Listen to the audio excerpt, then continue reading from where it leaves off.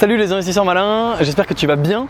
Aujourd'hui je suis à Bordeaux, comme tu vois il fait pas super beau, mais c'est pas grave, je suis très content parce que j'ai eu la chance d'intervenir dans une table ronde lors d'une petite conférence locale d'ici qui s'appelle Bordeaux FinTech, qui était donc sur la FinTech en général. Évidemment on a parlé énormément de crypto-monnaies, d'ICO, etc., qui est un peu le sujet du moment. Alors attends, je te fais profiter de la vue. Voilà, je sais pas si tu connais Bordeaux, mais ça c'est la place de la Bourse, si je ne m'abuse. Enfin, c'est le truc très beau avec le miroir d'eau, etc. Et puis là, c'est les nuages. Donc, on a parlé beaucoup d'ICO. J'ai eu la chance d'intervenir sur un panel et ce panel, il parlait de l'investisseur. Et donc, notamment, on a parlé de plusieurs sujets. J'étais pas le seul, on était 5 à intervenir, plus un animateur, on était 6 en tout. On a parlé de est-ce qu'il faut protéger l'investisseur?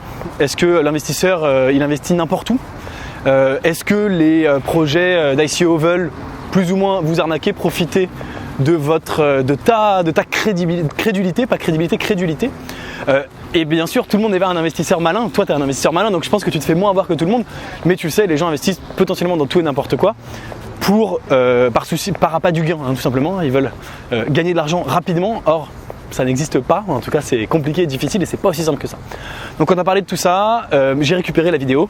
Et donc, je te la mets tout de suite. Regarde-la, dis-moi ce que tu en as pensé. Donne-moi tes commentaires. Et bien sûr, dis-moi si tu as aimé ma prestation, si j'ai pas été trop mauvais. J'étais un petit peu stressé, je t'avoue, il y avait quand même 400 personnes dans la salle. J'étais un tout petit peu stressé, mais bon, dans l'ensemble, ça s'est bien passé. Je pense que j'ai pas trop dit de conneries, donc je te laisse regarder ça. Et j'attends tes réactions en commentaire. Et je te dis à très vite. Ciao.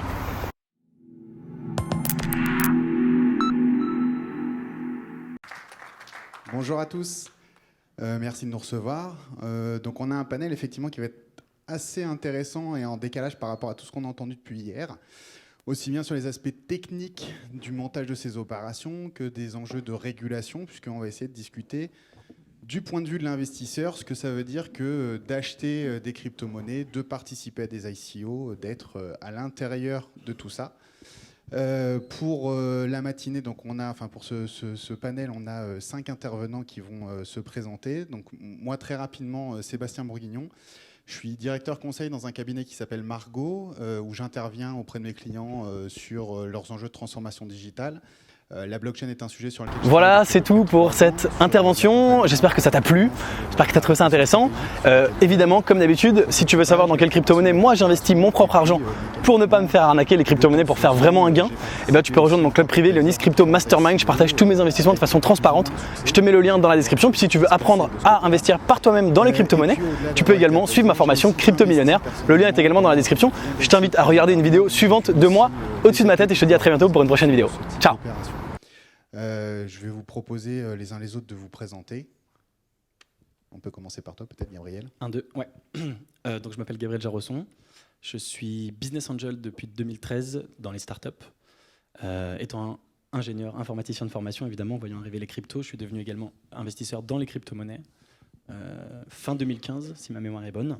Donc pas dans les premiers, pas dans les derniers.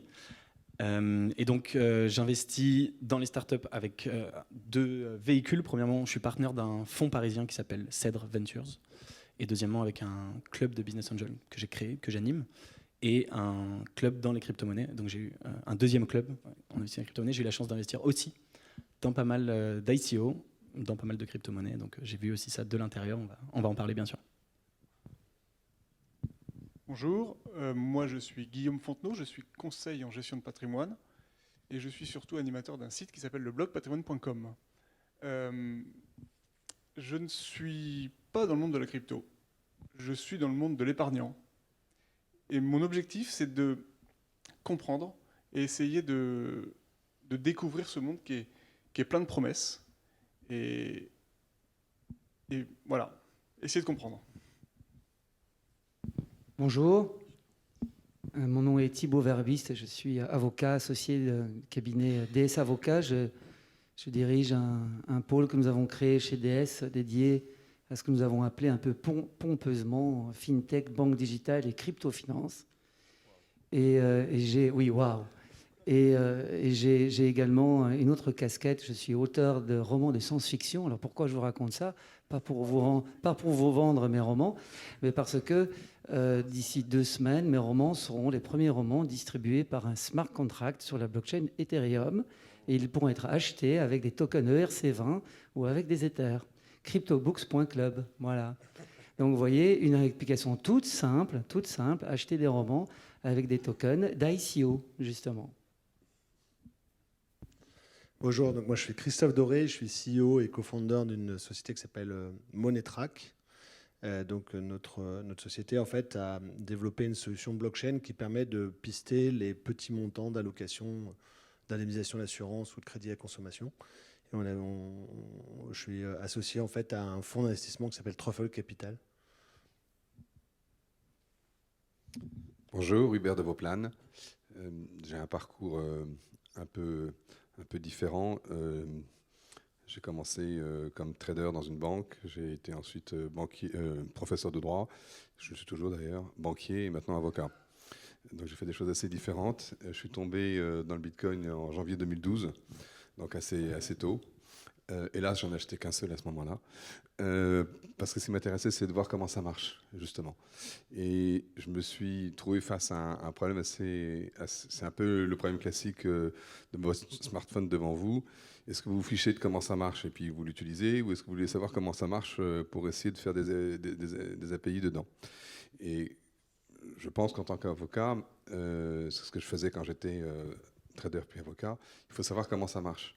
Et là, on a un vrai difficulté qui est informatique d'un côté, mathématique de l'autre. Les deux étant assez différents d'ailleurs.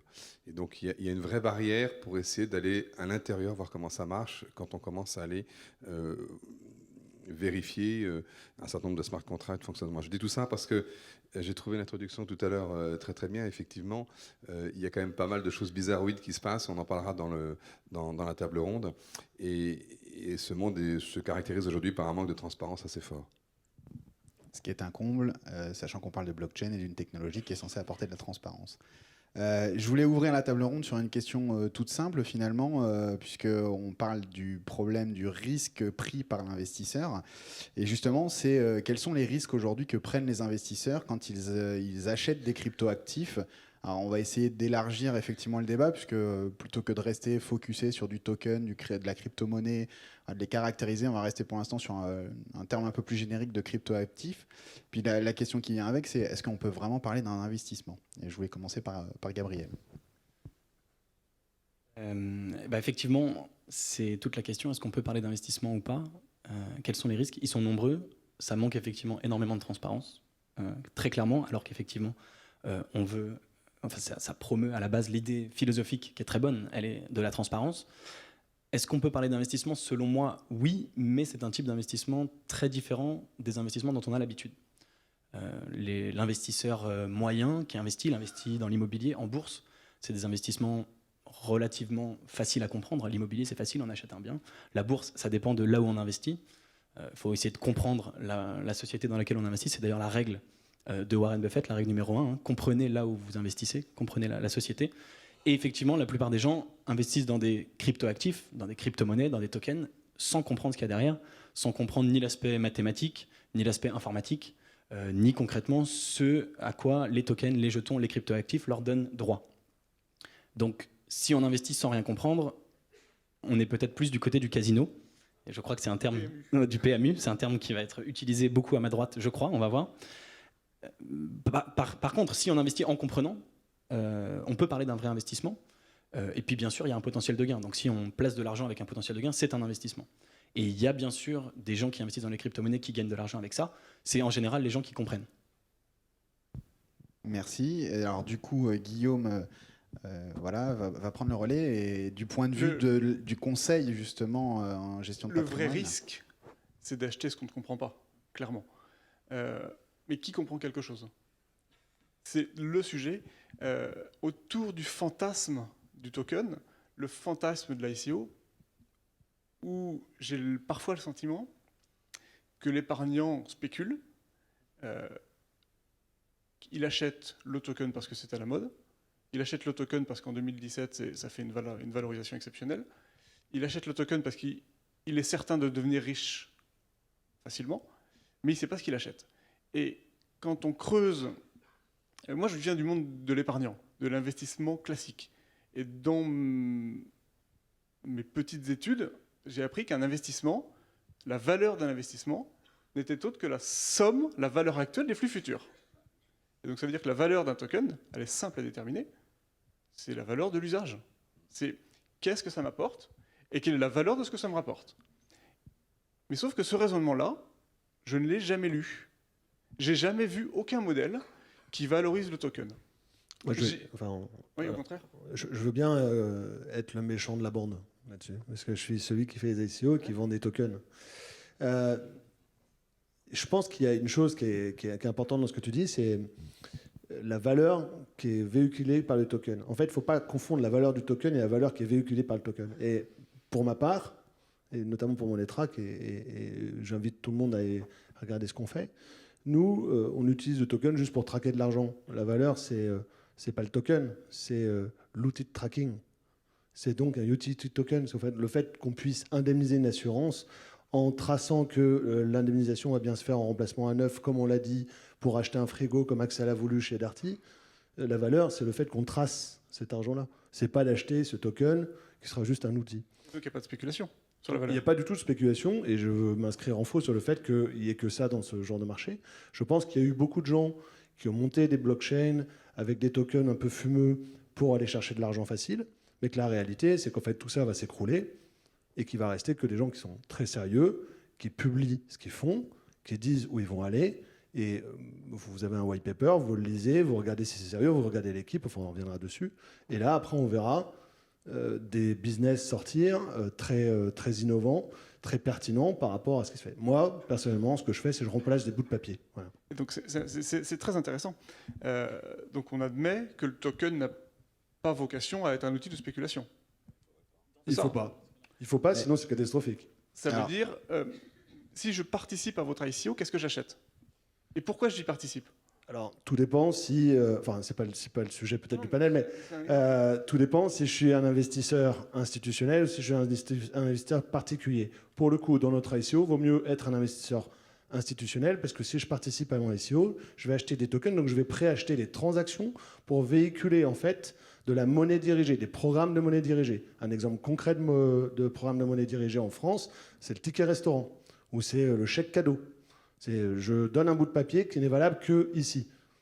Ou une indemnisation d'assurance. Je vous donne une indemnisation pour remplacer un frigo. Un crédit à consommation. Je vous donne un crédit pour acheter une télé. Ça, c'est de la monnaie dirigée. Nous, ce qu'on vend, c'est ça. Ok, merci. Mais alors du coup, Christophe, pour poursuivre, c'est quoi la différence fondamentale entre des produits financiers traditionnels et des cryptoactifs? Alors, chez Monetrack, en fait, par exemple, on a eu deux types d'investisseurs. On a eu les investisseurs en equity, donc Truffle Capital, qui est venu et qui a dit voilà, je vais mettre 2,5 millions dans cette entreprise. Donc en fait, va mettre l'amorce pour qu'on puisse développer la plateforme.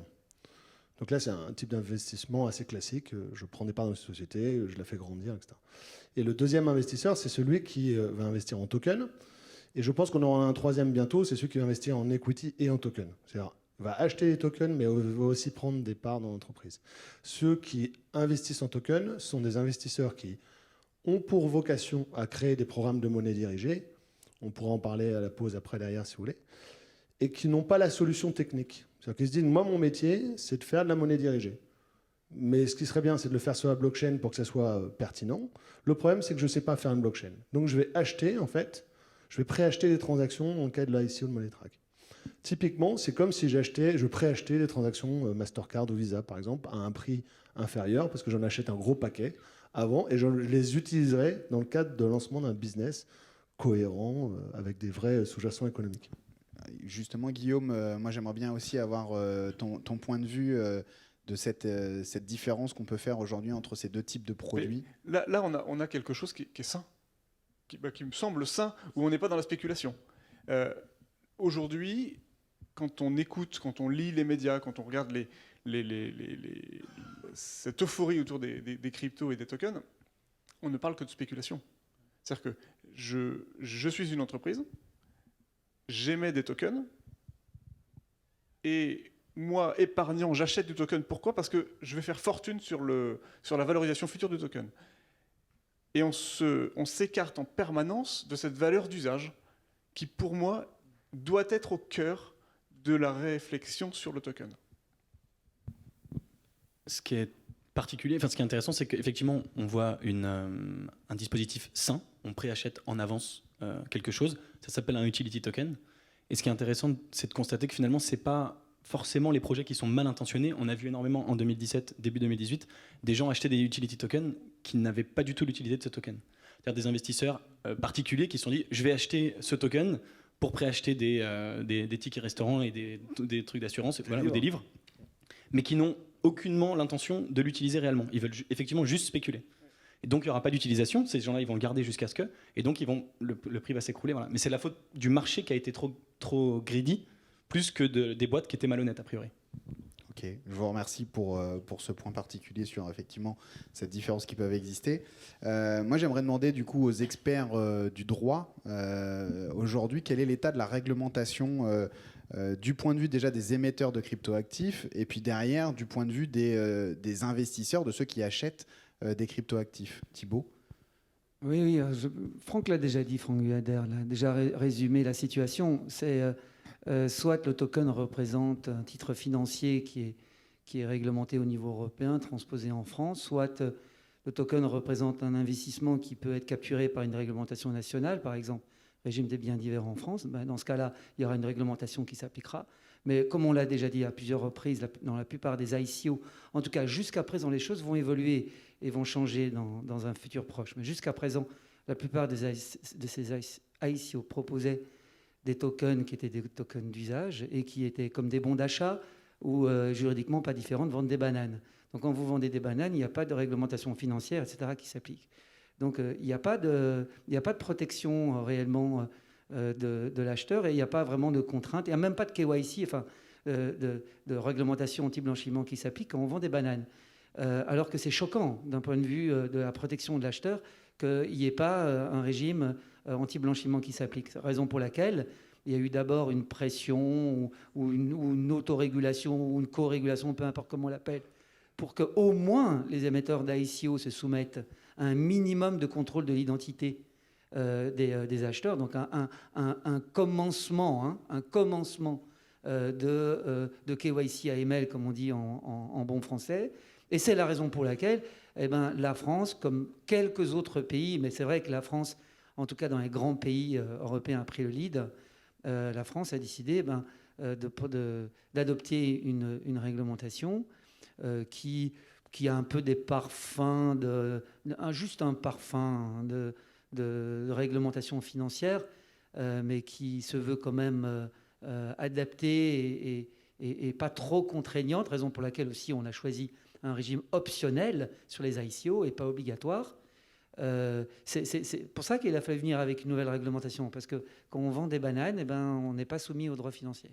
Donc ça, c'est la situation actuelle. Mais ce que je voudrais aussi rajouter brièvement, et c'est par souci de clarté, c'est qu'aujourd'hui, et là c'est moi qui veux mettre un peu un pavé dans la mare, c'est qu'aujourd'hui, cette crypto-économie qui a grossi très vite et qui est en train quand même maintenant un peu de se dégonfler, et pourquoi elle se dégonfle, c'est assez naturel, c'était assez prévisible, c'est une économie de bons d'achat.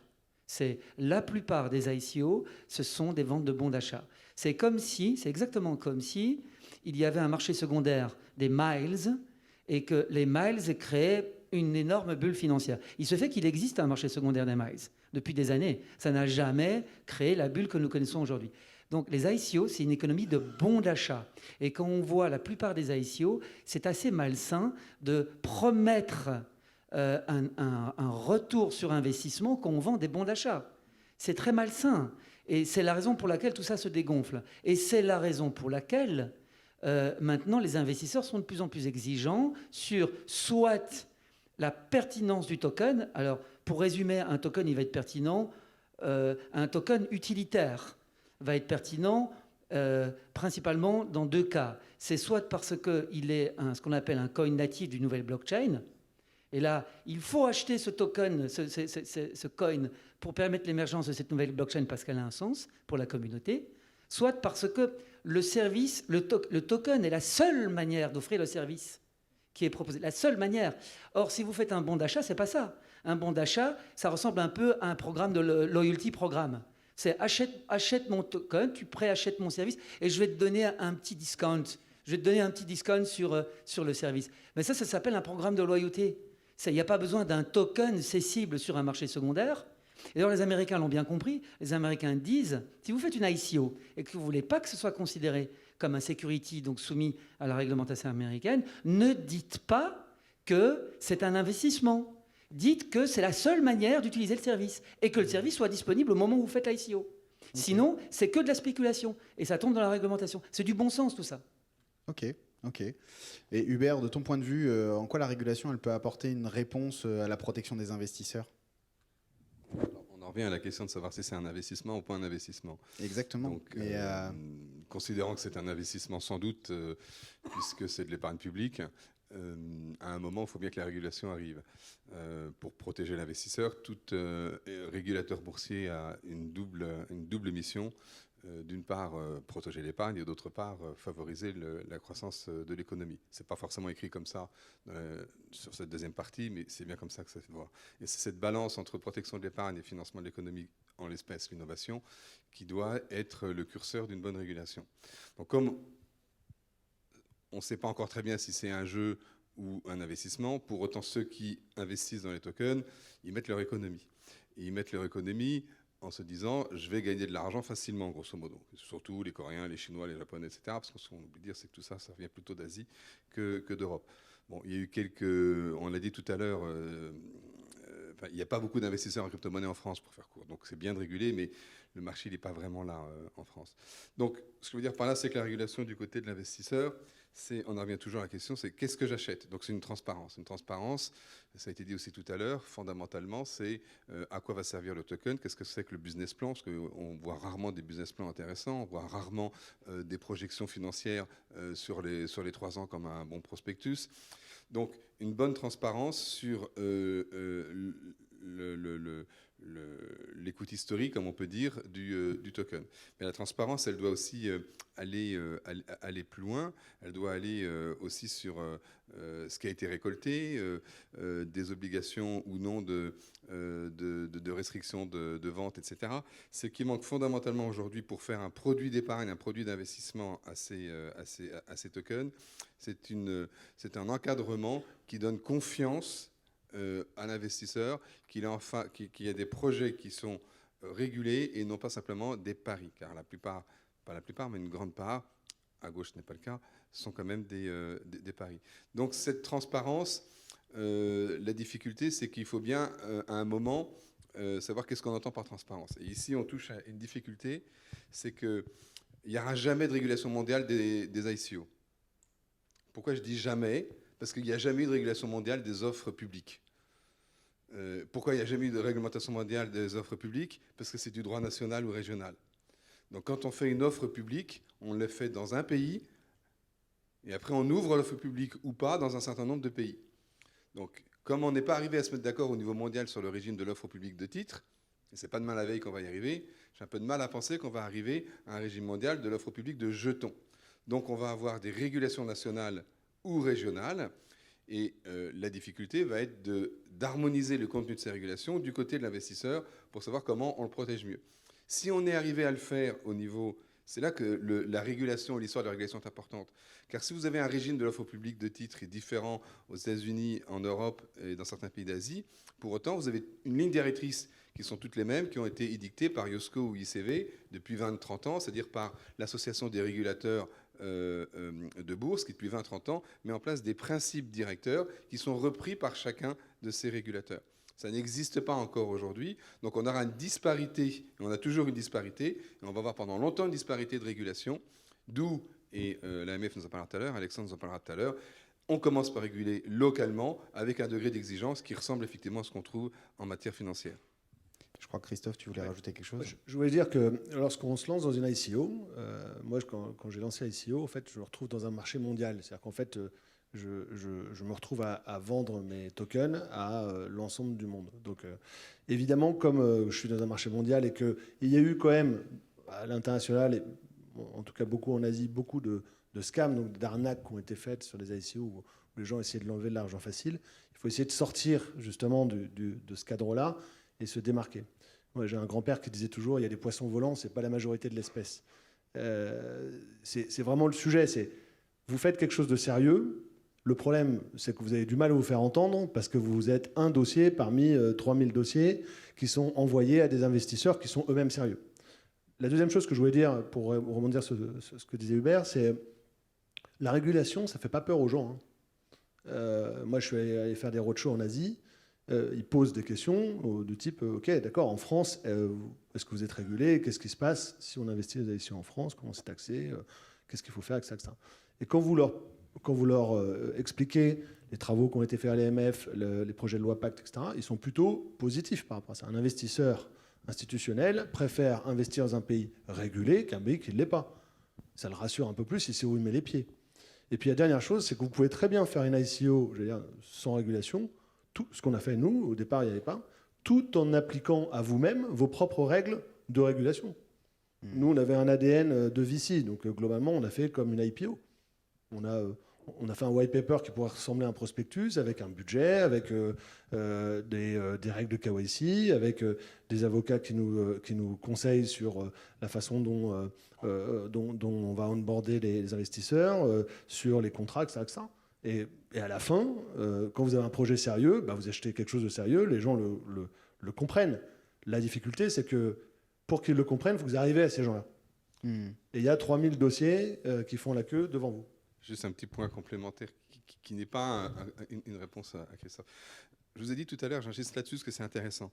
Vous avez la même notion, grosso modo, dans tout le monde entier, de ce que c'est une offre publique de titres. Dans tous les pays, ça veut dire grosso modo la même chose. Après, la régulation, elle est différente. Mais le concept est le même. Vous prenez un token sérieux, comme celui de Monetrack. Vous avez ses caractéristiques. Eh bien, suivant les pays, aux États-Unis, on va vous dire c'est un security. Au Japon, on va vous dire c'est une virtual currency. À Malte, on va vous dire c'est un truc qui ressemble plutôt à un asset currency. Et puis, etc., etc. Ce que je veux dire par là, c'est que l'absence aujourd'hui de régulation spécifique à ce que c'est qu'un token conduit les régulations nationales soit à interdire comme la Chine, soit à tomber dans des régulations déjà existantes. Mais ce qui est très intéressant, alors ça fait le bonheur des avocats, bien évidemment, c'est de dire votre même instrument, token, il va être qualifié très différemment suivant un pays et un autre, et donc les règles de protection ne sont pas les mêmes, et les règles de distribution ne sont pas les mêmes. Et c'est là toute la complexité, parce qu'une ICO, c'est par nature mondiale, mais selon que vous êtes qualifié de security, de virtual currency, d'asset currency ou ce que vous voulez, les conditions de transparence, c'est là que je voulais en venir, et donc de distribution ne sont pas les mêmes. Merci. Mais alors, il y a un point particulier, là, on parle de la régulation, on est très orienté quand même sur la régulation des opérations, mais en même temps, on a envie, je le comprends aujourd'hui dans la régulation telle qu'elle se montre, de protéger l'investisseur. Pourquoi est-ce qu'on veut le protéger, cet investisseur? Est-ce qu'il est si naïf que ça dans sa capacité à discerner là où il met son argent? Guillaume, j'aurais voulu ton point de vue là-dessus. Est-ce que l'investisseur est naïf? Oui. Mais c'est... Tout à l'heure, la question, c'était est-ce qu'on parle d'investisseurs? Moi, la deuxième question, c'est pourquoi est-ce qu'on parle de levée de fonds? Et c'est toute cette conversation qu'on a là, on parle d'investisseurs, mais pourquoi aller chercher des investisseurs pour le produit en Asie? Oui, mais ça veut dire qu'on déconnecte l'usage. C'est-à-dire que celui qui achète vos tokens, il ne va pas s'en servir. Non, moi je cherche des investisseurs en Asie, parce que globalement, le même produit, le même produit, c'est une blockchain de paiement dirigé, je pourrais le faire en Asie, mais il faudrait que j'y ouvre un bureau, que je recrute des personnes, je comprenne, etc. Donc je cherche des investisseurs qui deviennent mes partenaires pour le faire. Oui, mais c'est pas des investisseurs que vous cherchez, c'est des clients. C'est des gens qui vont utiliser votre blockchain.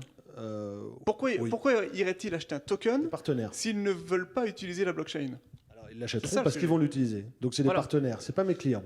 Et deuxième point, quel est l'intérêt pour Truffle de faire une ICO? Alors, parce que c'est Truffle qui répondrait mieux, mais je vais vous le dire quand même. Truffle ou les actionnaires, en fait, l'idée est là. En fait, Truffle, il faut une ICO parce que c'est un vecteur d'accélération très fort pour une fintech comme la mienne. Parce que ce que je veux pointer là, c'est le non-alignement d'intérêt entre l'investisseur en ICO et l'investisseur en capital. Pas du tout. Parce que j'ai dans l'idée que lorsqu'on vend des tokens, on vend son chiffre d'affaires. Donc demain, quand tous vos clients auront les tokens, qu'aurez-vous à leur vendre? vais essayer de répondre sous un angle, hein, et puis bien sûr Christophe sous un autre angle. C'est vraiment une excellente question parce que c'est celle que se pose aujourd'hui tout le monde du private equity, dans lequel d'ailleurs aux États-Unis les VC sont de plus en plus présents dans les ICO, ce qui de manière empirique montre qu'ils y trouvent leur intérêt. Mais ce que je veux dire par là, c'est que vous êtes une entreprise, vous oubliez les ICO, vous avez un projet comme celui de Monetrack, vous avez deux possibilités de financement, en equity ou en dette, d'accord ? Votre equity, jusqu'à un certain point, vous dites non, je ne vais pas forcément maintenant ouvrir la totalité de mon capital à ce stade de développement, donc l'equity n'est pas suffisant à faire votre développement. La dette, c'est le ratio dette sur capital, donc vous ne pouvez pas non plus vous endetter éternellement. Et donc, pour des projets très spécifiques qui ressemblent à de l'endettement, j'ai bien dit qui ressemblent à de l'endettement, plutôt que d'ouvrir en equity, vous le faites sous un forme qui est ni de l'equity ni de l'endettement, mais qui est sur un projet particulier. Oui, mais vous vendez des bananes à quelqu'un qui croit acheter du capital ou qui croit participer à l'aventure. Alors, pas du tout. Pas du tout. Alors, deux choses. La première chose, c'est ce qui donne la valeur à une société qui fait du paiement, c'est le flux de paiement qui circule dans la plateforme. D'accord ? Qu'est-ce qui véhicule le flux de paiement ? Le token. Si je vends beaucoup de tokens, je le vendrai pour porter du paiement, des transactions. Et plus j'aurai de transactions sur ma plateforme, et plus la valeur de la société va grossir. Donc, en faisant une ICO, j'ai un facteur d'accélération très fort pour aller à l'international. Ce que j'aurais peut-être fait en 10 ans, j'aurais perdu ma jeunesse, je me serais planté en Asie. Là, je vais le faire avec des partenaires qui ont intérêt à le faire parce qu'ils ont déjà des flux de paiement qui se font, mais avec des bouts de papier. Je ne reviendrai pas dessus. Donc, ils veulent le faire sur une blockchain. Donc, ils me préachètent mes transactions et ils génèrent le paiement sur ma blockchain, sur lequel moi, je leur prends un petit coût de transaction, mais eux, ils reprennent leur commissionnement de leurs partenaires. Donc, ils ont leur propre business sur ma blockchain. Je suis comme un app store. J'ai fait ma première appli et je propose à certains de faire des autres applis et de faire du business avec. Comme je vais avoir beaucoup de flux sur cette plateforme, je donne de la valeur à la société, mon actionnaire s'y retrouve. Et d'ailleurs, je vais vous dire une chose. Je n'ai pas de token, moi. Je n'ai pas de token. Vous savez, vous avez des projets d'ICO dans lesquels les dirigeants prennent des tokens pour eux. Je me méfierais de ça, moi. Moi, je n'ai pas de token parce que j'ai de l'equity. Je ne vais pas me payer deux fois. Je donne les tokens à mes investisseurs. Je donne tous les tokens à mes investisseurs.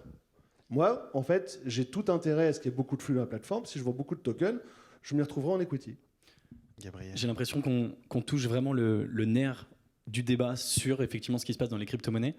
Et c'est extrêmement intéressant de voir le discours des sociétés qui émettent le token. Encore une fois, je le redis, ces sociétés, elles ne sont pas mal intentionnées. Et pourtant, c'est intéressant de voir que dans un premier temps, tu dis c'est des partenaires qui vont venir acheter en avance des bons d'achat. Et dans un deuxième temps, tu dis j'ai pas de token, je les donne tous à mes investisseurs. Donc le vocabulaire passe de partenaire à investisseur.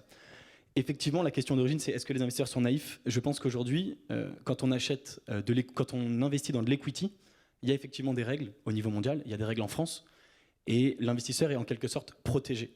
On sait que si le fondateur se distribue des dividendes, le petit actionnaire, il aura également des dividendes, il est intéressé financièrement, on sait qu'il participera à l'Assemblée Générale, etc. Pour ce qui est des ICO, pour ce qui est des crypto-monnaies, c'est le Far West, ça vient de commencer, il n'y a aucune réglementation. Et donc, je pense qu'il y a un certain nombre de projets qui ont une certaine dualité dans leur discours en disant « Moi, je vends en avance des bons d'achat. Ceux qui veulent utiliser mon token, achetez-le en avance, vous payerez moins cher, tant mieux pour vous. Mais en attendant, ces projets-là sont quand même bien contents qu'il y ait des investisseurs du monde entier qui sont des particuliers qui viennent investir et qui viennent financer les ICO. Et ces gens-là, effectivement, est-ce qu'ils se retrouveront ? Dans la plupart des cas, je ne dis pas du tout que c'est le cas ici évidemment, dans la plupart des cas ils ne s'y retrouveront pas parce qu'ils n'ont pas compris, parce que ce n'est pas réglementé et parce qu'effectivement, je pense, pour beaucoup malheureusement ils sont naïfs et c'est bien pour ça qu'il faut les protéger. Merci. Juste un point de précision par rapport à ça. Les Suisses ont une approche différente de notre approche en France ou dans le reste de l'Union européenne, parce qu'ils n'ont pas le même droit non plus. Et la FINMA, donc le régulateur suisse, considère que lorsque le token, au moment où il est vendu lors de l'ICO, ne permet pas encore de consommer le service qui est promis, c'est un security. La position est très simple, hein. Elle est encore plus simple que le droit américain, parce que le droit américain, il y a un test qu'on appelle le OWI test, qui dit à peu près, en fait, la même chose, mais quand vous posez la question à un avocat américain, il va vous décliner le OWI test pendant 3 quarts d'heure, mais en réalité, si vous essayez de résumer, c'est plus ou moins ça. Et donc les Suisses, ils ont une position très simple. Ils disent, ne nous prenez pas pour des imbéciles. Si vous mettez sur le marché un token qui n'est pas encore utilisable, ce n'est pas un utility token. Et donc ça s'appelle un investissement. Et il me semble que le bon sens devrait nous dicter d'aller plutôt dans cette voie-là. Il se fait que pour le moment, on est bloqué par une certaine terminologie de la réglementation européenne qui fait qu'on ne peut pas faire entrer dans les cases de la directive prospectus des tokens qui ne sont pas ni des actions de société, ni de la dette. Alors, c'est hors champ. Bon. Mais le bon sens devrait nous dicter d'aller plutôt dans cette voie-là. C'est pour ça aussi que la France fait cette loi Pacte.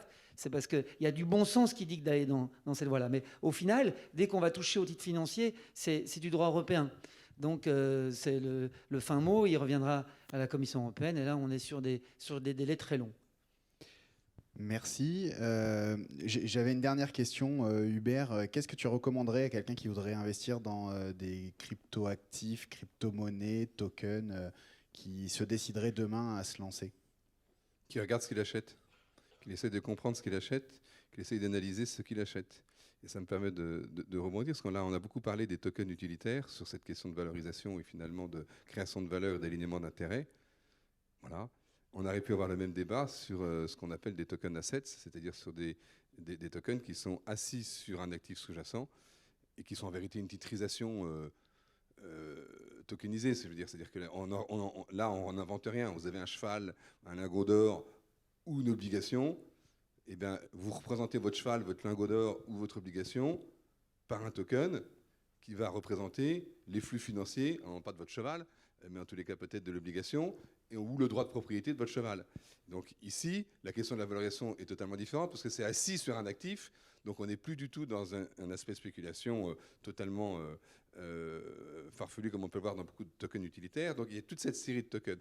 Donc pour répondre à la question, j'y reviens, regardez ce que vous achetez. C'est pas la même chose quand on achète un token utilitaire où il y a beaucoup de tokens, effectivement, où il y a finalement une promesse qui est rarement tenue, des tokens dans lesquels il y a un business qui est déjà plus ou moins existant avec des activités bien précisées. C'est le cas de Monetrack. Et puis surtout, encore une fois, toutes ces nouvelles catégories de tokens qui sont sur un actif sous-jacent.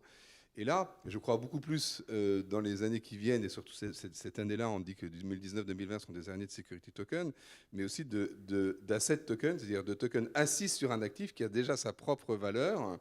Et finalement, on réinvente la titrisation en utilisant la blockchain pour encapsuler l'existence des flux et des droits. Mais ce n'est rien d'autre chose qu'une titrisation blockchainisée. Et donc, vous voyez bien qu'il faut faire attention finalement à ce qu'on achète, parce que la valeur et derrière la protection n'est pas la même.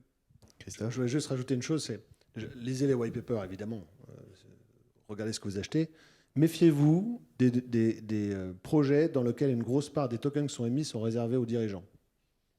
Ça n'a aucun sens, et c'est souvent ceux-là qui plantent. Et puis je finirai moi avec... il y a à peu près un peu plus d'un an, moi j'ai mon petit neveu qui est venu me voir parce que le Bitcoin était tout en haut. Il voulait absolument l'acheter parce qu'il avait 500 € de côté. Il a 23 ans. Et il voulait acheter des bitcoins. Il m'avait appelé en disant, tiens, toi qui es là-dedans, donc moi je ne fais pas de bitcoin, je fais autre chose, mais il me dit, toi qui es là-dedans, est-ce que j'achète des bitcoins? Et j'ai dit, bah, pourquoi? Il dit, parce que tu as vu, c'était à 500, c'est passé à 5000. Si je me mets 500, je vais me faire 5000 € rapidement. J'ai dit, mais tu n'as pas acheté d'appart, tu n'as pas d'épargne, tu as 500 € d'épargne, tu as quand même autre chose à faire qu'acheter des bitcoins. Il dit, non, mais regarde, on peut faire énormément d'argent avec. Je lui dis, je veux te faire 5000 €, va bosser 5 mois chez Decathlon, et puis tu vas te faire 5000 € facilement. Bon, il ne m'a pas suivi. Il a acheté ses bitcoins à je ne sais plus combien, là, 15 000 $. Il a tout perdu. La réalité, c'est qu'en fait, les investisseurs, aujourd'hui, sont beaucoup trop exposés à la force du marketing. Merci. Merci à tous. Je ne sais pas si on a encore quelques minutes pour les questions. Je vois qu'il n'y a personne qui m'en empêche. Du coup, est-ce que vous avez des questions? Ou est-ce qu'on a été très clair? Oui, là-haut.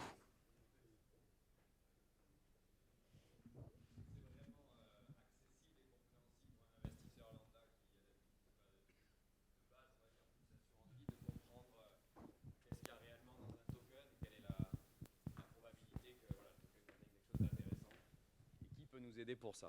D'accord, donc la question c'est est-ce que c'est accessible et compréhensible pour investir ou acheter des tokens? Je ne sais pas qui veut... Mais c'est toujours la même chose, c'est toujours la valeur d'usage. Et la question, c'est comment je tente de valoriser la chose. Et on vient de dire que, globalement, il n'y a pas de valeur. Donc pourquoi investir si on n'en a pas l'usage? En fait, c'est ça. Il n'y a pas que de l'utilité, mais si je veux acheter le livre de monsieur, j'en achète un, parce que je vais le lire. Je ne vais pas acheter 2 palettes de livres en me disant demain ça vaudra plus cher. Donc c'est pas un investissement. En tant que particulier, je n'ai pas à y aller si je n'ai pas l'usage.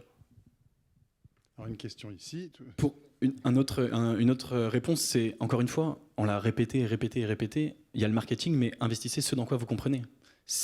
Enfin, c'est du cas par cas. Est-ce que c'est accessible? Oui. Va regarder, si tu comprends et que ça te plaît, voilà. Mais Warren Buffett, qui est une des personnes les plus riches du monde, il investit pas dans Snapchat et dans Facebook parce qu'il dit je comprends pas. Bon, je pense que tu comprends Snapchat et Facebook. Lui, il est vieux, il comprend pas. Il est quand même très riche. Donc voilà, on revient à la question, quel conseil donner aux gens qui veulent acheter des crypto-monnaies? Peut-être n'achetez pas de crypto-monnaies si vous comprenez pas, allez acheter autre chose que vous comprenez et qui vous fera gagner de l'argent. Bonjour et merci pour cette table ronde. Moi j'avais une question plus particulièrement pour vous sur la vigilance qu'il faut avoir quand des fondateurs ont beaucoup de tokens. Pour moi, dans une boîte de la blockchain, aujourd'hui d'ailleurs, s'il n'y a qu'un seul token qui la représente, c'est déjà un danger en soi, sachant qu'il y a des tokens qu'on appelle contributifs, il y a des tokens qui vont servir à l'investissement et des tokens d'usage, des utility tokens. Beaucoup de boîtes aujourd'hui ont quasiment les 3. Et en fait, sur le token effectivement d'investissement, ça je suis complètement d'accord avec vous, ça donne un signal qu'en gros, il y a une volonté spéculative derrière, mais sur les politiques par exemple de mise en place, je ne sais pas si chez vous l'avez fait, de tokens contributifs qui viennent récompenser le travail investi. Quand l'equity justement va devenir quelque chose qui est pas anecdotique, mais plus le réseau va être décentralisé, moins l'equity pèsera dans la balance en fait. Alors, oui, vous avez raison. Je vais repréciser ce que j'ai dit. Méfiez-vous des projets de utility token dans lesquels les dirigeants gardent une très grosse partie des tokens émis. C'est plutôt ça. Parce que là, évidemment, il n'y a aucun alignement et il n'y a évidemment que de la spéculation. Mais dans d'autres cas que vous venez de citer, oui, c'est tout à fait pertinent. Une autre question? Oui. Non. Non, j'ai pas l'impression. Merci beaucoup. Merci à tous les 5 pour cette table ronde. Merci. Et puis bonne fin de journée. Voilà, c'est tout pour cette intervention. J'espère que ça t'a plu. J'espère que tu as trouvé ça intéressant. Évidemment, comme d'habitude, si tu veux savoir dans quelle crypto-monnaie moi j'investis mon propre argent pour ne pas me faire arnaquer les crypto-monnaies, pour faire vraiment un gain, tu peux rejoindre mon club privé, le Nice Crypto Mastermind. Je partage tous mes investissements de façon transparente. Je te mets le lien dans la description. Puis si tu veux apprendre à investir par toi-même dans les crypto-monnaies, tu peux également suivre ma formation Crypto Millionnaire. Le lien est également dans la description. Je t'invite à regarder une vidéo suivante de moi au-dessus de ma tête et je te dis à très bientôt pour une prochaine vidéo. Ciao!